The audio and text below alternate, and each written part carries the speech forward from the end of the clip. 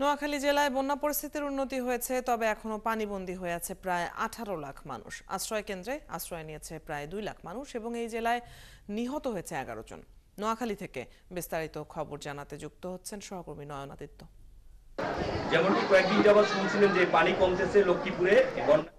নয়ন, বন্যা পরবর্তী সার্বিক পরিস্থিতির খবর জানতে চাই। সেখানে এখনো তো বহু মানুষ পানিবন্দী, তাদের জন্য কি ধরনের ব্যবস্থা নেওয়া হচ্ছে, কি দেখছেন? দেখুন, প্রথমে যদি বলি যে পানি নামছে, কিন্তু সেই নামার যে গতি সেটি খুব যে দ্রুত নামছে বিষয়টি এমন নয়। কেননা এই নোয়াখালী থেকে যে পানিগুলো নামছে এগুলো মূলত লক্ষ্মীপুর হয়ে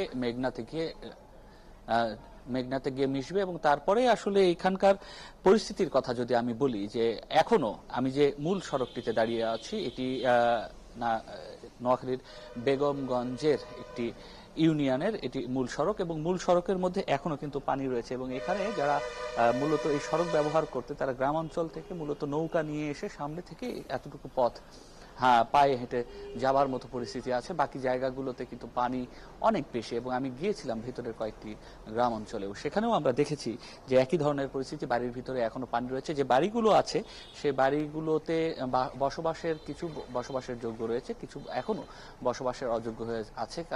কারণ হচ্ছে ভিতরে এখনো পানি রয়েছে এবং এখানে নতুন সংকট যেটি আমার চোখে পড়ছে, পানি নামছে কিন্তু মাটির যে উঁচু ভিটে, সেই ভিটে দীর্ঘদিন এই বন্যার পানি থাকবার কারণে ভিটেগুলো দুর্বল হয়ে গেছে। তার উপরে যে স্থাপনাগুলো রয়েছে পানি নামার সাথে সাথে সেগুলোও ভেঙে পড়ছে। সঙ্গত কারণেই যে বসত ভিটা কিংবা বসত বাড়ি যেগুলো রয়েছে সেগুলো এখন ঝুঁকিপূর্ণ হয়ে গেছে। অর্থাৎ এখানকার যারা বানভাসী মানুষ আছে কিংবা ক্ষতিগ্রস্ত মানুষ আছে তারা নতুন আরো একটি সংকটের মধ্যে পড়তে যাচ্ছে, সেটি হচ্ছে বন্যা পরবর্তী সংকট। সেই সংকট মোকাবেলায় আসলে তারা রাষ্ট্রের সহায়তা চান।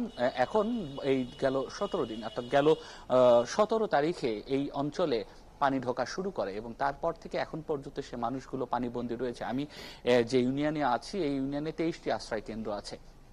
23টি আশ্রয় কেন্দ্রে এখনো প্রায় 8,000-এর মতো মানুষ আশ্রয় কেন্দ্রে অবস্থান নিচ্ছে। কিছু কিছু মানুষ তারা ভিটে বাড়িতে ফিরে যাচ্ছেন, অনেকে তাদের পরিবার রেখে স্বজন রেখে 2-1 জন করে যাচ্ছেন। ভেতরের পরিস্থিতি কি কিংবা তার বাসা বাড়িতে থাকার মতো পরিস্থিতি তৈরি হয়েছে কিনা সেগুলো দেখবার জন্য। কিন্তু আসলে এটি একটি যেমন সমস্যা হিসেবে সামনে আসছে, আরো একটি বড় সমস্যা হিসেবে সামনে আসছে। আমি যারা এখানে এই কাজগুলো করছে দীর্ঘদিন ধরে এই আশ্রয় কেন্দ্রে খাবার দেয়া সহ স্বেচ্ছাসেবী হিসেবে যারা কাজ করছেন তারা যেটি বলছেন যে মানুষগুলো এতদিন আশ্রয় কেন্দ্রে আশ্রয় নিয়েছিলেন, তারা যখন বাসায় ফিরছেন তখন তারা সহযোগিতা চাচ্ছেন। কেননা বাসা যখন পানির নিচে, তাদের প্রতিদিনের জন্য যে খাবারের প্রয়োজন সেই খাবারটিও কিন্তু তাদের সংগ্রহে নেই। সঙ্গত কারণে তারা যখন বাসায় যাচ্ছেন আশ্রয় কেন্দ্র থেকে যারা আশ্রয় কেন্দ্রগুলোতে স্বেচ্ছাসেবী হিসেবে কাজ করছেন তাদের কাছে হাত পাচ্ছেন। অর্থাৎ পানি নামতে শুরু করলেও নানা ধরনের ভোগান্তিতে এখনো পর্যন্ত নোয়াখালীর মানুষ। নয়ন, আপনার কাছ থেকে জানছিলাম আমরা। দর্শক সহকর্মী নয়নাদিত্য যুক্ত ছিলেন নোয়াখালী থেকে।